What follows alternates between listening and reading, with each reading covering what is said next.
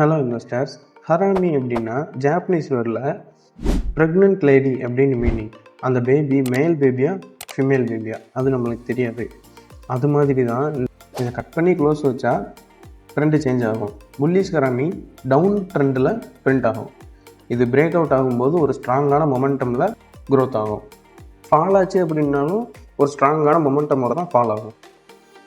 இப்போ இது எப்படி பிரிண்ட் ஆகிருக்கு அப்படின்றத இந்த சார்ட்டில் நான் உங்களுக்கு காட்டுறேன்.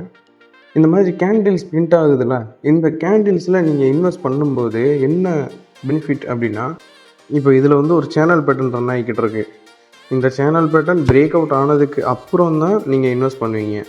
ஆனால் அது பிரேக் அவுட் ஆகிடும் அப்படின்றத முதல்ல ஐடென்டிஃபை பண்ணுறதுக்காகத்தான் இந்த மாதிரி கேண்டில்ஸ் யூஸ் ஆகும். அந்த கேண்டில்ஸ்னால என்ன யூஸ், ஒரு 10% அதில் நமக்கு எக்ஸ்ட்ராவே ப்ராஃபிட் கிடைக்கும்.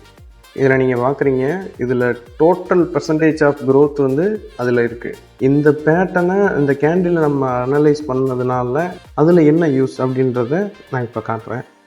இங்கே தான் அந்த கேண்டில் பிரிண்ட்டாக இருக்குது. அங்கே ஒரு 7% க்ரோத் இருக்குது. இதுதான் இந்த கேண்டிலோட யூசேஜ். நெக்ஸ்ட்டு அசோக் லேலண்ட் கம்பெனியோட சார்ட்டு. இந்த இடத்துல ஹராமி பிரிண்ட் ஆகிருக்கு.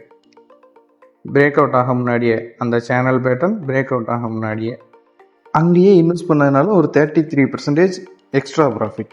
மேபி இங்கேருந்து இன்வெஸ்ட் பண்ணி ஹோல்ட் பண்ணியிருந்தா நவ் டேஸ் இதோட ப்ராஃபிட் அதோட பர்சன்டேஜ் இதில் தெரியுது. இதில் நீங்கள் பார்க்கும்போது தெரிஞ்சிருக்கும், இங்கனக்குள்ளே தான் அந்த கேண்டில் பிரிண்ட்டாக இருக்குது. அங்கே இருந்து ஒரு 16% இப்போ காட்டுறேன். 16% அங்கேருந்து க்ரோத் ஆகிருக்கு. அந்த 16% நம்மளுக்கு ப்ராஃபிட் தான்.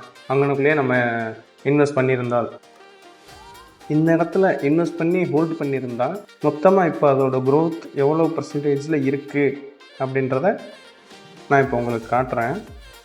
டோட்டலாக 24,000%. இந்த ஸ்டாக்கில் ஒரு சேனல் பேட்டர்ன் ரன் ஆகுது, ஒரு வெட்ஜி பேட்டர்ன் அதுக்குள்ளேயே ரன் ஆகுது. அதுக்குள்ளே இந்த கேண்டில் பிரிண்ட் ஆகிருக்கு. அதுலேருந்து அந்த கேண்டில் பிரிண்ட் ஆனதுக்கப்புறம் அங்கேருந்து எவ்வளோ க்ரோத் ஆகிருக்கு அப்படின்றத இப்போ நீங்கள் பார்க்க முடியுதில்ல. அந்த இதெல்லாம் இந்த இடத்துல இருக்குது. இந்த இடத்துல இருந்து இது க்ரோத் ஆனதுக்கப்புறம் அந்த சேனல் பேட்டர்னில் மறுபடியும் ரன் ஆகுது. ஒரு ரீடெஸ்ட் எடுத்து மறுபடியும் ரன் ஆகுது. இது ரெக்கமெண்டட் ஸ்டாக் கிடையாது, ஜஸ்ட் ஒரு ஓவர்வியூ. என்கல்ஃபிங் பற்றி பார்க்கலாம். இது புல்லிஷ் என்கல்ஃபிங்.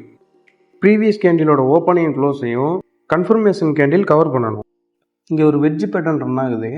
அந்த வெட்ஜ் பேட்டர்னுக்குள்ளே என்கல்ஃபிங் பிரிண்ட் ஆகிருக்கு. அங்கேருந்து ஒரு க்ரோத் கொடுத்துருக்கு. அந்த பேட்டர்ன் பிரேக் அவுட் ஆகிற இடத்துல அது ஒரு 7% இருக்குது. அங்கேருந்து இது ஃபுல்லாக ஹோல்டு பண்ணி வச்சுருந்தோம் அப்படின்னா அது ஒரு 140%. இது பஜாஜ் ஆட்டோமொபைல்ஸோட ஸ்டாக். இதுலேயும் அந்த என்கல்ஃபிங் கேண்டில் பிரிண்ட் ஆகிருக்கு. இந்த கேண்டில் பிரிண்ட் ஆனதுக்கப்புறம் பிரேக் அவுட் ஆகி போயிடுச்சு. அந்த பிரேக் அவுட் ஆகிற இடத்துக்குள்ளே ஒரு 74% க்ரோத் ஆகிருக்கு. இதோட டோட்டல் வேல்யூ எந்தளவு இருக்குது அப்படின்றத இப்போ இந்த இதில் காட்டுறேன். இதோட க்ரோத் அதுக்கப்புறம் வேறு லெவலில் போயிருக்கு. அது எந்த அளவுக்கு போயிருந்திருக்கு அப்படின்னா லேக்ஸ் கணக்கில் அதோட பர்சன்டேஜ் போயிருக்கு.